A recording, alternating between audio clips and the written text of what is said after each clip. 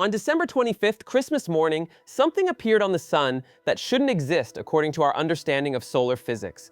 A sunspot with a magnetic field twisted 90 degrees out of alignment, not a measurement error, not a glitch. A real, confirmed magnetic anomaly that violates one of the fundamental laws governing solar activity.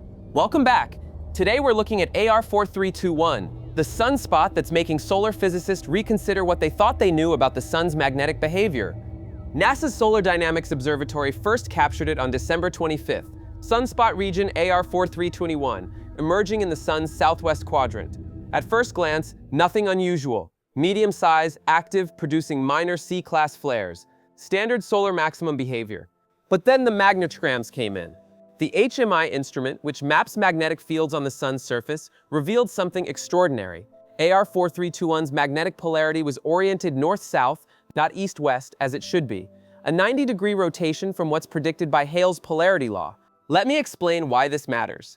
In 1919, astronomer George Ellery Hale discovered that sunspot pairs follow a predictable pattern. The leading spot has one magnetic polarity, the trailing spot the opposite. And crucially, this orientation always aligns east-west along the sun's equator. It's been observed in thousands of sunspot groups over a century. It's not a suggestion, it's a law. Until AR4321 decided it wasn't. Here's what makes this dangerous. That 90-degree twist isn't just an oddity for textbooks. It's a sign of extreme magnetic tension, energy stored in twisted field lines, energy that has to go somewhere. Victor Rogas, an amateur astronomer in Sedona, Arizona, photographed AR4321 on December 26. His filtered image clearly shows the unusual magnetic structure. He noted what spaceweather.com had reported, that 90-degree twist is a signature of magnetic stress that could trigger a major eruption. Within 48 hours of AR4321's emergence, it evolved from a simple beta configuration to beta gamma delta. That's the highest classification, the most magnetically complex category we assign to sunspot groups. Regions with this designation are capable of producing X-class flares, the strongest category on our scale. Think about what's happening beneath the surface. The sun's magnetic field lines, normally organized and predictable, are tangled, twisted, under tension, like winding a rubber band tighter and tighter. Eventually, something snaps.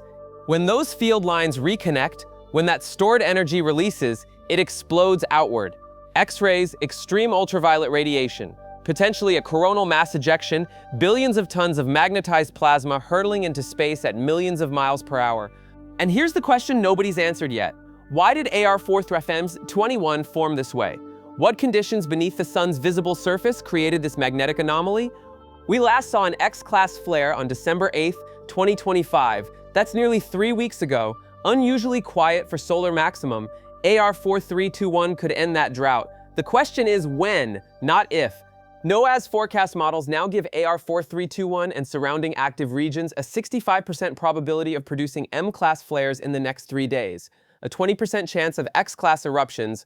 Those aren't trivial numbers. If AR4321 releases an X-class flare directly facing Earth, we're looking at immediate impacts. Radio blackouts on the sunlit side of the planet, high-frequency communications disrupted, aviation, maritime navigation, emergency services, all affected for 30 minutes to an hour.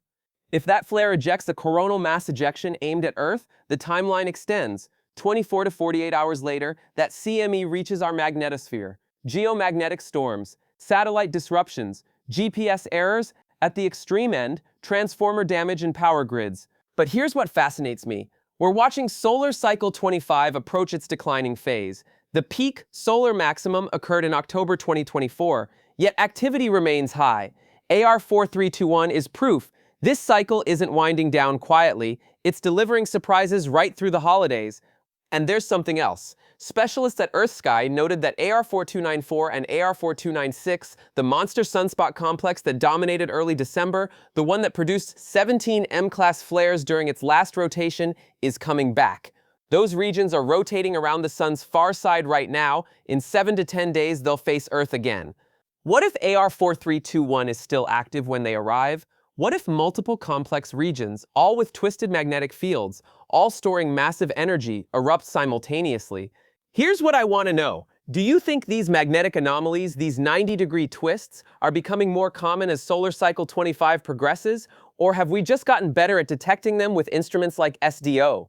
Some scientists argue the sun is behaving exactly as expected during maximum. Others point to unusual patterns, statistical outliers, that suggest cycle 25 might be different from previous cycles. What's your take? Write it in the comments. I'm genuinely curious where this community stands. AR4321 is still there, still twisted, still storing energy. NASA's Solar Dynamics Observatory watches it 24 hours a day. The data updates every 12 seconds. We'll know when it erupts. And when it does, we'll be here breaking down what happened and what it means. Thank you for watching. If you want to stay informed about AR4321's evolution and what comes next, hit that subscribe button and share your thoughts on magnetic anomalies in the comments below. Until next time, keep watching the sun.